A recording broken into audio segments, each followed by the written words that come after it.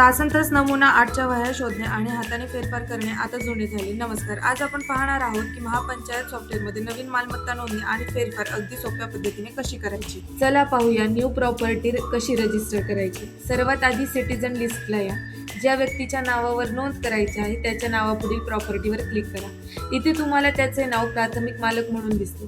त्यानंतर मालमत्ता क्रमांक टाका. नळ जोडणी असेल तर होय करा.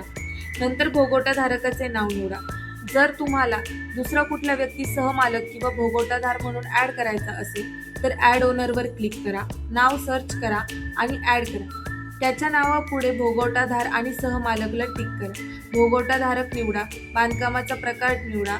वर्ष टाका. लांबी रुंदी टाका. त्यानंतर क्षेत्रफळ ऑटो येते. शेरा असेल तर टाका किंवा अंडरस्कोर करा आणि प्रॉपर्टी रजिस्टर करा. नागरिकाच्या नावावर क्लिक करा. त्यात तुम्हाला त्यांच्या नावावर किती प्रॉपर्टी आहे ते दिसेल. तसेच उतारावर क्लिक करा. उतारा जनरेट होईल. आता फेरफार कशी करायची ते बघूया. नागरिकाच्या नावावरती क्लिक करा. त्याच्या नावावर जो टॅक्स आहे तो 0 करा. त्यासाठी कर पहावर क्लिक करा. Make payment.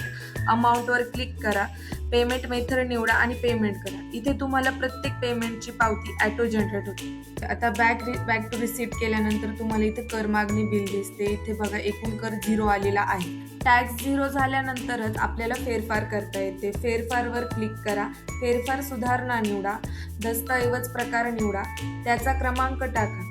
फेरफार दिनांक टाका आणि मासिक दिनांक टाका. ठराव क्रमांक आणि शेरा लिहा. त्यानंतर नवीन मालकाचे नाव ऍड करा. ऍड ओनरवर क्लिक करा. त्याच्या नावापुढे प्राथमिक मालकला टिक करा. खाली नवीन मालकाचे नाव भोगोटाधार म्हणून सिलेक्ट करा. नंतर पुन्हा वरती जो जुना मालक आहे त्याचे नाव डिलीट करा आणि प्रॉपर्टी अपडेट करा. प्रॉपर्टी अपडेट केल्यानंतर OTP टाका. व्हेरीफाय करा OTP आणि तुमची फेरफार सक्सेस झाली आहे. इथे बघा आता प्रॉपर्टी दिसत नाही. ज्या व्यक्तीच्या नावे प्रॉपर्टी केली आहे त्या नावावर क्लिक करा. त्या प्रॉपर्टीचा उतारा जनरेट करा. उतारामध्ये बघा जुन्या मालकाचे नाव कंसात आलेले आहे. तर आता आपण बघूया मिळकतीचे फेरफार रजिस्टर. बघा यामध्ये आपण ऍड केलेले मालक आणि भोगोटाधारकांची नावे दिसत आहेत. तर अशा प्रकारे एका प्रॉपर्टीला कितीही मालक आणि भोगोटाधारक असले तरी महापंचायत सॉफ्टवेअरमध्ये त्याची नोंद करणं आता खूप सोपं झालं आहे. तर मग आजच महापंचायत सॉफ्टवेअर वापरा आणि आपल्या ग्रामपंचायतीला बनवा खऱ्या अर्थाने डिजिटल.